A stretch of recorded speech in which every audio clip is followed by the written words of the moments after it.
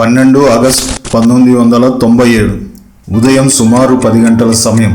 గుల్షన్ కుమార్ ఎప్పట్లాగే ముంబై అంధేరి వెస్ట్లోని శివాలయం జితేశ్వర్ మహాదేవ్ మందిరానికి పూజ కోసం వచ్చారు.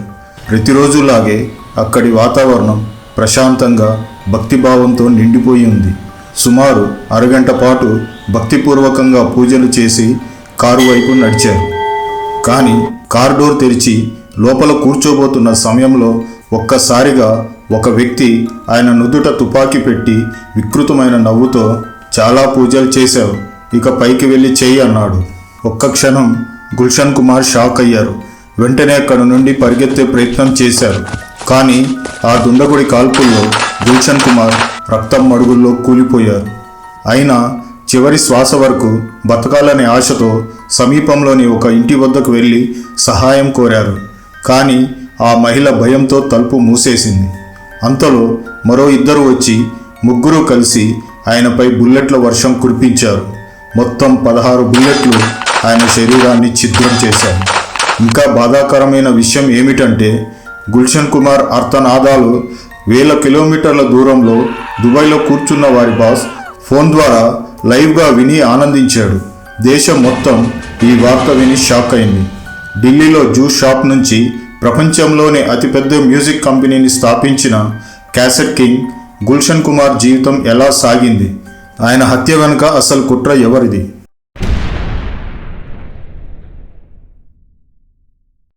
గుల్షన్ కుమార్ 5 మే 1956న ఢిల్లీలో ఒక పంజాబీ హిందూ కుటుంబంలో జన్మించారు. వారి తండ్రి దర్యాగంజ్ ప్రాంతంలో జ్యూస్ దుకాణం నడిపేవారు. చిన్ననాటి నుంచే గుల్షన్ కుమార్ తండ్రికి సహాయం చేసేవారు.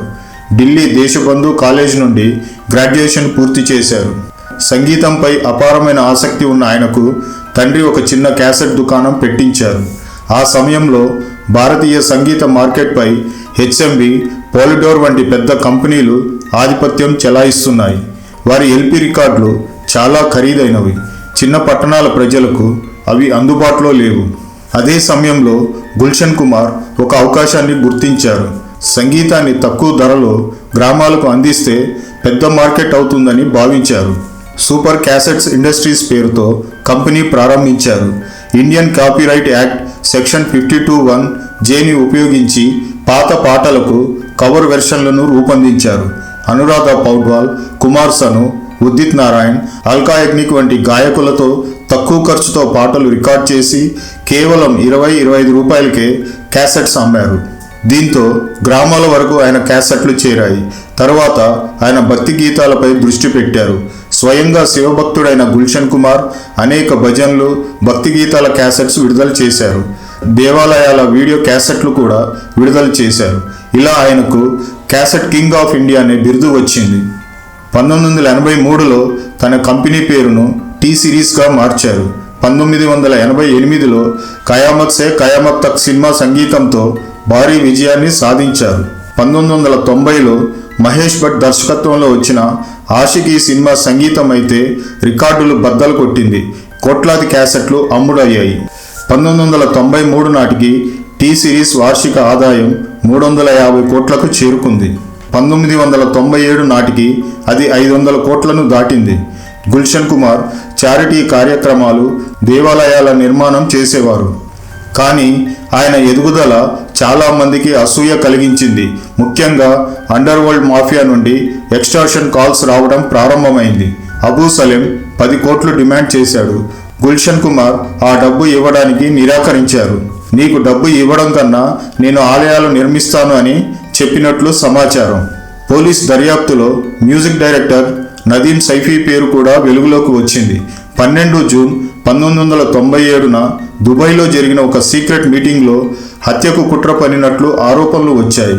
టిప్స్ ఇండస్ట్రీస్ యజమాని రమేష్ తౌరాని పేరు కూడా విచారణలో వినిపించింది. 1997 నవంబర్లో 400 పేజీల ఛార్జిషీట్ దాఖలు చేశారు. 2002లో సెషన్ కోర్టు తీర్పులో అబ్దుల్ రౌఫ్కు జీవిత ఖైదు విధించారు. నదీం సైఫీ లండన్లో బ్రిటిష్ పౌరసత్వం పొందడంతో అతని ఎక్స్ట్రాడిషన్ విఫలమైంది. అబూ సలీంను 2005లో ఇండియాకు అప్పగించిన గుల్షన్ కుమార్ కేసులో అతనిపై విచారణ జరగలేదు. 2026 జనవరి 8న అబ్దుల్ రౌఫ్ జైలులో గుండెపోటుతో మరణించారు.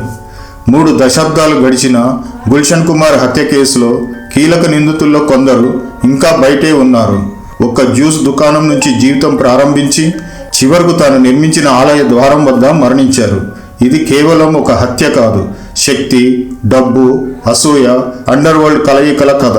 ఈ వీడియో మీకు నచ్చినట్లయితే లైక్ చేయండి, షేర్ చేయండి, సబ్స్క్రైబ్ చేయండి. జై హింద్.